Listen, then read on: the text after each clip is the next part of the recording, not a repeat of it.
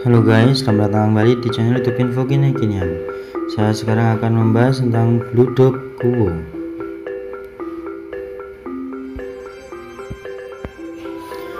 Objek wisata Bludok Kuwu merupakan telaga lumpur yang luasnya kurang lebih 45 hektar yang disebut Bludok Kuwu.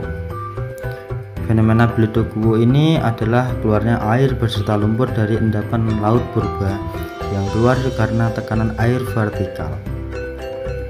Lumpur yang disemburkan Bludok Kuwu disertai asap putih yang membumbung itu rata-rata mencapai ketinggian 3 meter.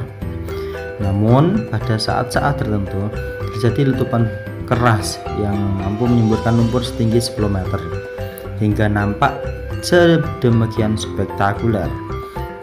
Letupan keras ini biasanya terjadi pagi buta ketika udara dingin atau cuaca sangat mendung.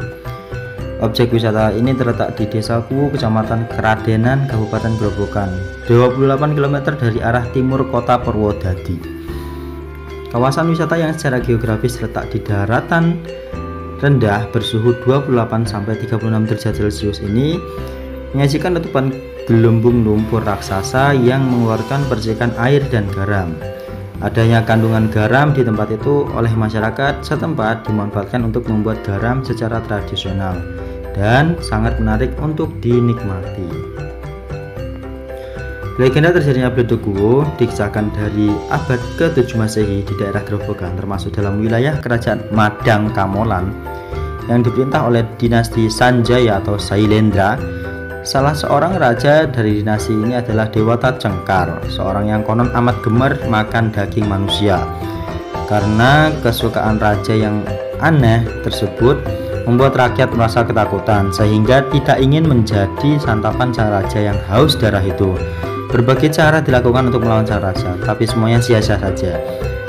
Tak ada cara untuk bisa mengalahkan kesaktian sang raja. Beberapa waktu kemudian muncullah Aji Soko, seorang pengembara yang merasa prihatin dengan penderitaan yang dialami oleh rakyat. Aji Soko pun kemudian berusaha untuk menghentikan kebiasaan sang raja.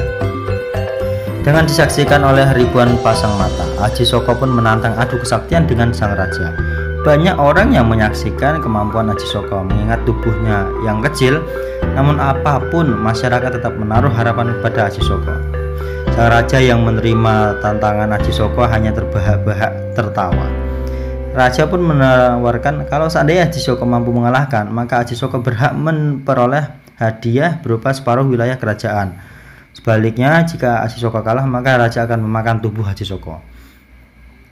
Aji Soko pun menyanggupi semua tawaran sang raja. Adapun permintaan terakhir Aji Soko kepada sang raja adalah jika dia kalah dan tubuhnya dimakan oleh sang raja, Aji Soko memohon agar tulang-tulangnya nanti ditanam dalam tanah seukuran lebar ikat kepalanya.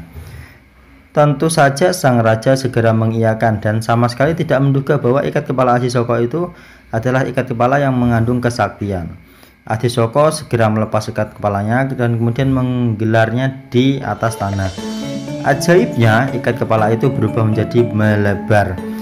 Raja Dewata Cengkar menggeser tempat berdirinya. Hal itu berlangsung terus seiring dengan makin melebarnya ikat kepala Aji Soko, sampai akhirnya Dewata Cengkar tersebut di laut selatan tercebur karena Aji Soko mengibaskan bagian ikat kepala yang dipegangnya. Namun Dewata Cengkar tidak mati, sebaliknya tubuhnya menjelma menjadi bajul atau buaya putih. Sepeninggal Dewata Cengkar, rakyat kemudian menobatkan Aji Soko sebagai raja di Madang Kamolan. Pada saat Aji Soko memerintah Madang Kamolan, muncullah seekor naga yang mengaku bernama Jaka Linglung. Menurut pengakuannya, dia adalah anak Aji Soko dan saat itu sedang mencari ayah. Melihat wujudnya, Aji Soko menolak untuk mengakui anaknya. Aji Soko pun berusaha menyingkirkan sang naga, tetapi dengan cara yang amat halus. Kepada sang naga, Aji Soko mengatakan akan mengakui sebagai anaknya jika naga itu berhasil membunuh buaya putih jelmaan Dewata Cengkar di Laut Selatan. Terdorong keinginan untuk diakui sebagai anak, Jaka Linglung pun menyanggupi permintaan Aji Soko untuk membunuh Dewata Cengkar. Jaka Linglung pun segera berangkat oleh Aji Soko. Jaka Linglung tidak diperkenankan melalui jalan darat agar tidak mengganggu ketentraman penduduk. Sebaliknya, Aji Soko mengharuskan Jaka Linglung berangkat ke Laut Selatan lewat dalam tanah. Singkatnya, Jakalinglung pun sampai laut selatan dan berhasil membunuh Dewata Cengkar. Sebagaimana berangkatnya kembalinya ke Medan Kamolan pun Jakalinglung melalui tanah, dan sebagai bukti bahwa dia telah berhasil di laut selatan serta membunuh Dewata Cengkar, Jakalinglung tak lupa membawa seikat rumput gerinting wulung dan air laut yang terasa asin.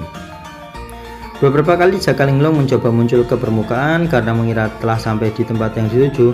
Kali pertama dia muncul di Desa Ngembak, kini wilayah Kecamatan Kota Purwodadi, kemudian di Jono, Kecamatan Tawaharjo, kemudian di Gerabakan, Cerewek, dan akhirnya di Kuwu. Ketiganya masuk Kecamatan Kladenan. Di Kuwu inilah konon Jakalinglung sempat melepas lelah, dan tempatnya muncul inilah yang diyakini menjadi asal muasal munculnya Bledug Kuwu.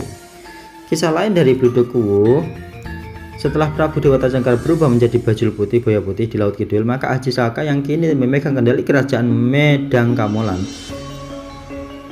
Sebagai seorang raja, Aji Saka terkenal dengan arif, bijaksana, serta membela kepentingan rakyatnya. Setiap ada kesempatan, Aji Saka selalu meninjau langsung kehidupan rakyatnya. Hingga suatu hari, tak kala dia berjalan di sebuah desa yang tentram, Aji Saka melihat segerombolan gadis yang sedang menumbuk padi dengan menggunakan lesung dan alu.